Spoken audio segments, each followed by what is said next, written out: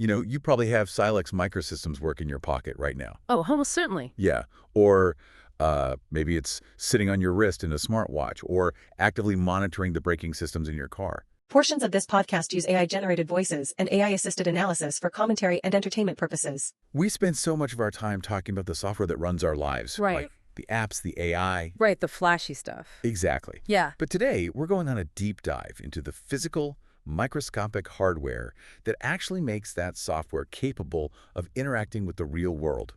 We're looking at Silex's newly released 2025 annual report. Which is fascinating, by the way. It really is. And our mission today is to unpack the financial health, the strategic shifts, and honestly, the incredibly complex risk landscape of this company that quietly powers the modern world, all from a facility in Sweden. Yeah, reading through their 2025 financials, it really gives you this front row seat to the collision of high-end manufacturing, global geopolitics, and just massive capital shifts. Silex is what's known in the semiconductor industry as a pure-play MEMS foundry. And, well, to understand their financials, you first have to understand the specific mechanical reality of what they're actually building. Yeah, so let's unpack that technology first, because MEMS is a pretty wild concept for anyone who hasn't spent time in, like semiconductor fabrication. Oh, absolutely. It stands for micro electromechanical systems. And I always like to think of a traditional microchip as this microscopic grid of electrical roads and switches, right? Just flat pathways. Sure. But a MEMS chip is different. It's a microscopic city built on a tiny square of silicon, but it has actual moving mechanical parts. Which still blows my mind a little bit. Right. We're talking about tiny gears, microscopic levers, fluid channels, and sensors that physically bend or shift to detect a change in tilt or temperature or pressure. It's literally mechanical engineering shrunk down to the size of a dust mite. Yeah. Like when your phone screen rotates because you turn the device sideways, there's a microscopic physical mass on a MEMS chip that just moved and registered that gravity shift. And that physical movement is the key differentiator here. Manufacturing these things requires a completely different level of precision compared to standard digital chips. Because it's 3D, right? Exactly. You are etching three-dimensional mechanical structures directly into the silicon. And what makes Silex stand out in this space is that pure-play business model you mentioned earlier. Okay, break that down for us. So Silex doesn't design its own microscopic cities. They don't have their own brand of sensors that they try to market and sell to consumers or tech companies.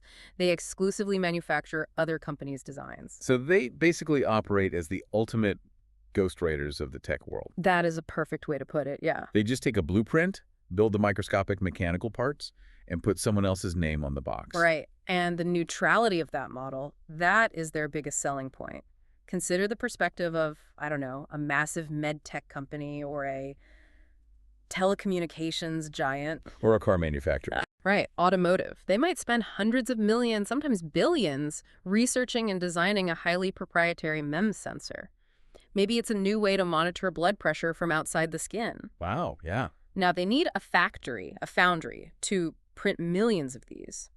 The absolute last thing they want to do is hand those highly secretive blueprints over to a foundry that also happens to sell its own competing blood pressure sensors. Well, that makes total sense. That would be a huge conflict of interest. Exactly. Because Silex is strictly pure play, they never compete with their own customers. The intellectual property of the client is completely insulated. Which brings us to the actual performance scorecard. If being a pure manufacturing partner is their model, how well did that model perform in 2025? Really well, actually. Yeah, looking at the top line growth in this report, the numbers are striking. We're looking at a 13% growth in net sales, hitting 1,385 million Swedish kroner. Yeah. That's up from 12,226 million the year before. I mean, in a heavy manufacturing sector, finding a 13% jump in a single year requires some serious operational momentum. It does, and the report attributes this to increased volume from existing customers and improved production capacity. But, as financial analysts, we always have to look past the top line. Right, the revenue is only half the story. Exactly. So the operating profit, or EBIT, landed at 368 million SEK, On the surface, that looks solid, but it actually masks how well the core business is truly performing. How so? Well, hidden a bit deeper in the report is this really fascinating line item regarding expected credit losses. Silex took a 53 million SEK reservation for credit losses in 2025. Right, I noticed that. And 49 million of that total was tied to just one single customer. Yes, just one. The report describes it as a customer experiencing temporary payment issues. Now, from an accounting perspective, taking a reservation doesn't mean the money is just gone forever, right? No, not necessarily. It means Silex is conservatively setting that money aside on the books, assuming they might not get paid, just to avoid a surprise hit later. That's the exact mechanism. They are taking the hit on paper now out of pure prudence. But if you strip out that one-time 49 million SEK hit from that single customer, Silex's underlying operating profit would have been 417 million SEK. Wow, that's a huge difference. It paints a much clearer picture of an incredibly robust, highly profitable underlying engine. The core manufacturing business is generating massive value. But the final reported number was just temporarily dragged down by one client's cash flow hiccup. Yep, pretty much. It's a great reminder that even when you are manufacturing these microscopic technological marvels, you're still subject to the oldest business problem in the book. A client being late paying an invoice. Exactly. But that underlying operational strength, that 417 billion underlying profit, that seems to set the stage for the single biggest structural event in Silex's 2025. Ah, yes. The great Swedish homecoming. The July 2025 ownership shift. This reestablished Silex as a Swedish majority-owned company. Right. A consortium stepped in, led by the Swedish investment firms Bureau Equity and Creeds. And there were some others too, right? Yeah, along with others like Gren Specialisten, Seb Stiffelson, and actually the Silex management team itself. Together, this group now controls 54.8% of the voting rights. Okay, I want to dig into the why here. Because on a day-to-day operational level, the machines in their 8-inch wafer fab in Järfälla are still running the exact same way. It's true. The clean rooms didn't move. The engineers are the same. Why does the geographic location of the controlling shareholders matter so much to the trajectory of the company? It fundamentally changes the company's leverage and positioning within the broader tech ecosystem.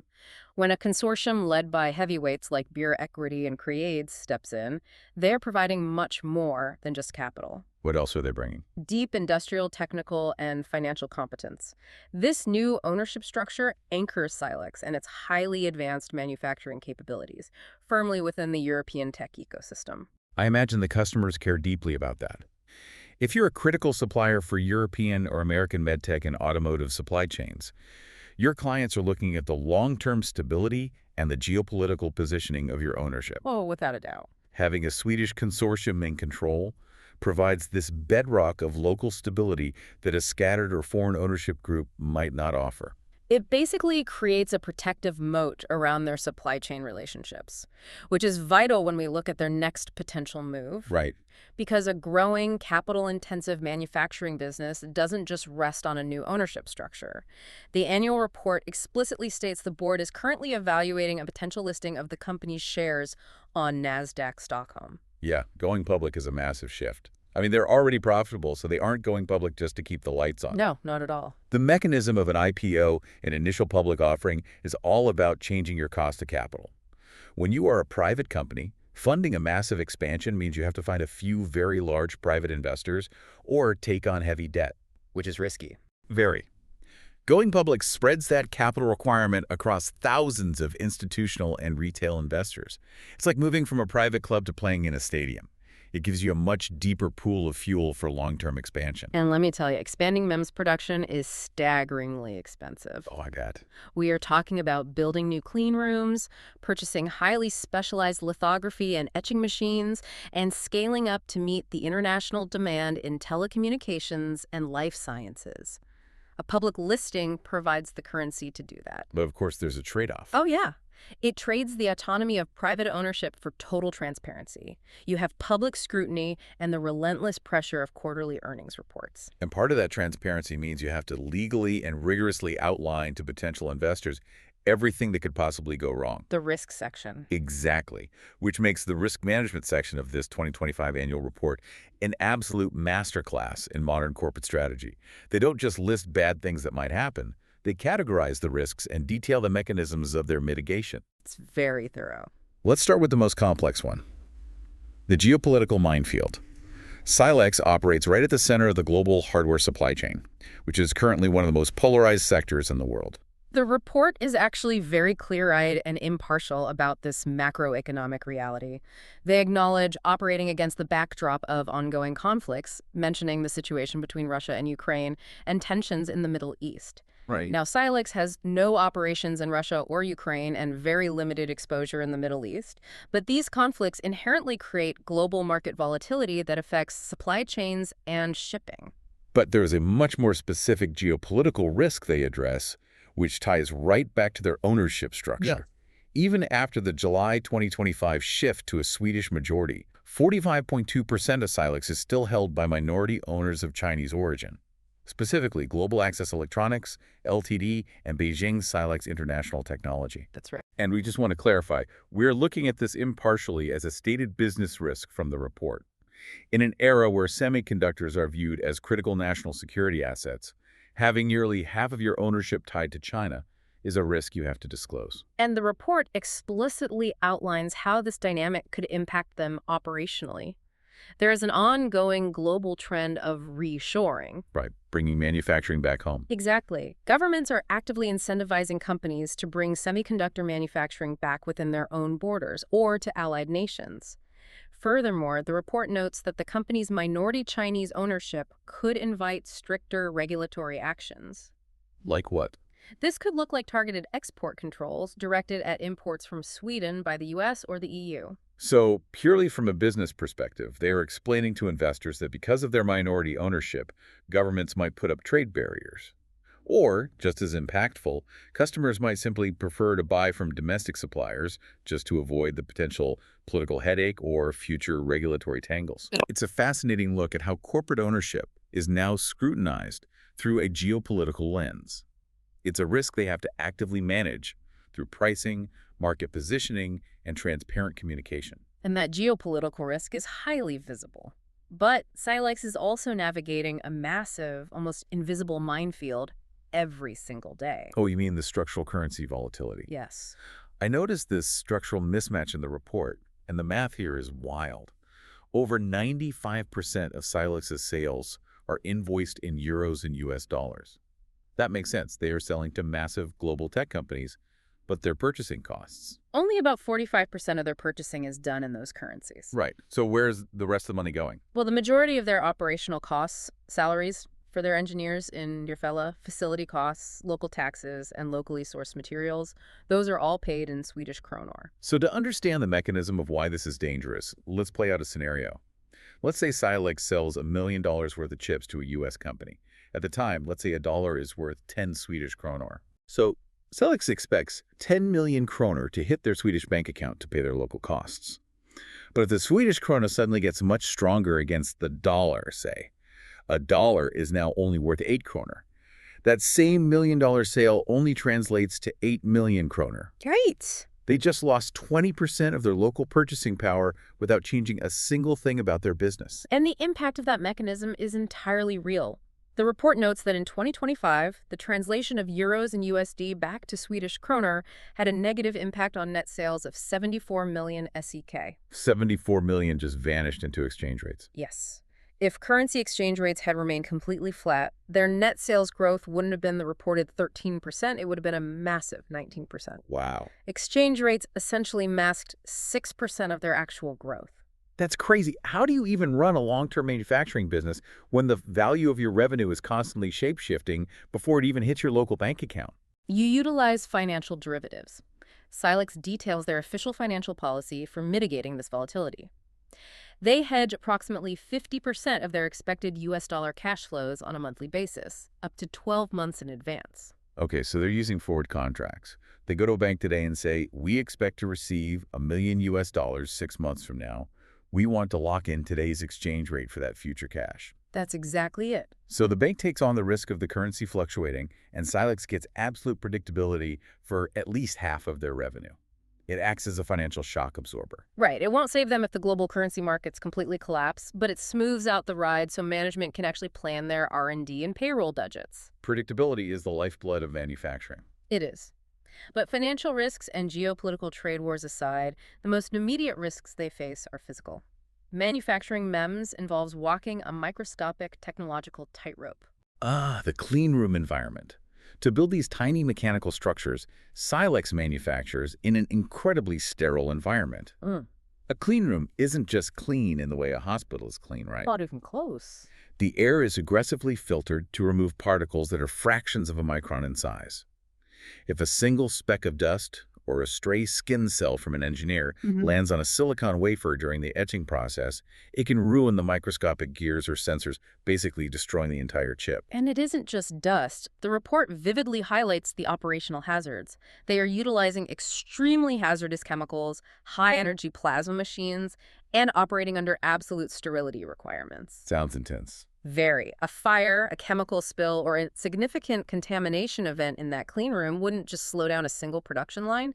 It could completely halt the entire facility. And the resulting loss of revenue would be severe. Yes, but the secondary damage, the loss of customer trust in their quality control, that could take years to rebuild. So their mitigation strategy for this is essentially institutionalized paranoia. They can't just buy a good insurance policy and hope for the best. No, absolutely not. The report outlines built-in safety routines, continuous, rigorous training for all personnel, and the employment of dedicated fire protection engineers. Dedicated just to the clean rooms. Yep. Their sole job is to evaluate and manage the physical risks within that highly sensitive production environment. They actually engineer safety into the physical layout of the building. Wow. When you look at the total picture geopolitical tension, currency swings, microscopic contamination risks, it requires a profound level of resilience to keep a company like this growing. It really does. And Silex has built a financial fortress to absorb these shocks. The key metric to look at here is what Swedish accounting calls soliditet, the equity ratio. Yes, a very important number. By the end of 2025, Silex's equity ratio climbed to 63.8%, up from 61.5% the year before. For you listening, the equity ratio is a simple way to measure how much of the company is owned outright versus how much is financed by debt. Think of it like a mortgage on a house. If you have a 63.8% equity ratio, it means you've paid off nearly 2/3 of your home, and the bank only owns the remaining third. That's a great analogy. In the corporate world, an equity ratio over 60% is massive. It means you are not heavily leveraged. And the mechanical advantage of that high equity ratio is survival. If a supply chain shock hits or there is a temporary disruption in the clean room that halts production for a week, Silex doesn't have a massive mountain of high-interest debt demanding immediate payment. Right. They aren't going to breach debt covenants with their banks. They have the internal financial strength to absorb the blow, maintain their operations, and crucially, keep investing in their future infrastructure. And their investments in the future aren't just about financial strength. They are heavily focused on future-proofing their environmental footprint. I want to look closely at the sustainability data in this report because manufacturing semiconductors and MEMS is, historically, an incredibly resource-intensive business. Oh, it's massive. You need massive amounts of electricity, highly specialized chemicals, and millions of liters of water. The industry's environmental footprint is substantial, but Silex is actively engineering solutions at the machine level to minimize that impact. Their sustainability reporting highlights two specific, highly effective data points. First is their management of water consumption. Water is critical in semiconductor fabrication. Between the various chemical etching and layering steps, the silicon wafers have to be washed with ultra-pure water to ensure absolutely no chemical residue is left behind before the next layer is applied. Exactly. You use a staggering amount of water just for rinsing. You do. To address this, the report notes that in 2023, Silex installed advanced water recirculating technology specifically on their DRA etchers. What does that stand for? DRE stands for Deep Reactive Ion Etching. These are the machines that carve those deep, incredibly precise microscopic canyons and mechanical structures into the silicon. Okay. By capturing, purifying, and recirculating the water used in this specific process rather than just discharging it, they have successfully reduced their overall facility water consumption by about 40%. A 40% reduction in water use at a high-volume manufacturing plant isn't just an environmental win, it is a massive operational cost saving. It proves that good sustainability practices often align perfectly with improving the bottom line. Absolutely. The second major sustainability effort involves their management of specific greenhouse gases. The DRE etching process we just mentioned doesn't use tiny mechanical drills, it uses chemical plasma. Right, we talked about that. To manufacture these chips, they rely on fluorinated gases, specifically sulfur hexafluoride, or SF6. The gas is turned into a reactive plasma that literally eats away the silicon to form the MEM structures. And SF6 is notorious in climate science. It is an incredibly potent greenhouse gas. It's a brilliant industrial tool for etching silicon and insulating high-voltage electrical gear. But if it escapes into the atmosphere, it traps heat thousands of times more effectively than carbon dioxide. It's extremely potent. It is one of the most powerful warming agents we know of. Which is exactly why the regulatory environment around it is incredibly strict. Silex operates under a stringent environmental permit that dictates exactly how much they are allowed to use and emit, which is valid until 2041. Okay, so they have a long-term framework to work within. Right. And the annual report details their active, ongoing engineering efforts to reduce their reliance on SF6 entirely. They employ heavy filtration and abatement systems to ensure that any emissions from the plasma etching are tightly controlled and destroyed before they ever reach the atmosphere. So keeping them well within their legal permit limits. Yes. They are treating environmental compliance as a core operational strategy, not just a PR exercise. So bringing all of these pieces together into one coherent picture, we are looking at Silex Microsystems, a company operating as the invisible physical backbone for the medical devices, telecommunications networks, and smart cars of tomorrow. Spot on. They are highly profitable, achieving a 13% growth in net sales despite an invisible 6% drag from currency exchange rates. They utilize a brilliant pure-play model that protects their clients' intellectual property. Yep. They've just secured a bedrock of local stability with a powerful new Swedish ownership consortium, and they're actively evaluating a NASDAQ listing to fund massive future expansion, all while meticulously managing a mind-bending matrix of risks from global trade wars and Chinese minority ownership down to microscopic cleanroom dust and SF6 plasma emissions. It is a profound demonstration of industrial maturity. They are navigating extreme complexity at both the macroeconomic level and the microscopic level with a very steady, highly analytical approach. It fundamentally changes how you look at the devices we rely on every single day. It does, and that leads me to a final thought for you to consider. Yeah. We spend so much of our time in the tech world debating software. We obsess over the newest apps, the latest language models, the advancements in AI. Right. But software is just code. It is entirely theoretical until it has a physical mechanism to interact with the real world. The actual bottleneck of the future, the real geopolitical leverage in the coming decades, does not belong to the app developers. Wow. It belongs to the physical foundries capable of printing the microscopic mechanical reality that those apps rely on to see, hear, and feel the world. The unseen cities of silicon. Exactly. So the next time you use a life-saving medical device, or the next time your smart car automatically detects a sudden stop and adjusts its braking pressure, ask yourself, whose microscopic mechanical hardware is actually doing the physical work? And more importantly, whose geopolitical supply chain are you actually balancing on?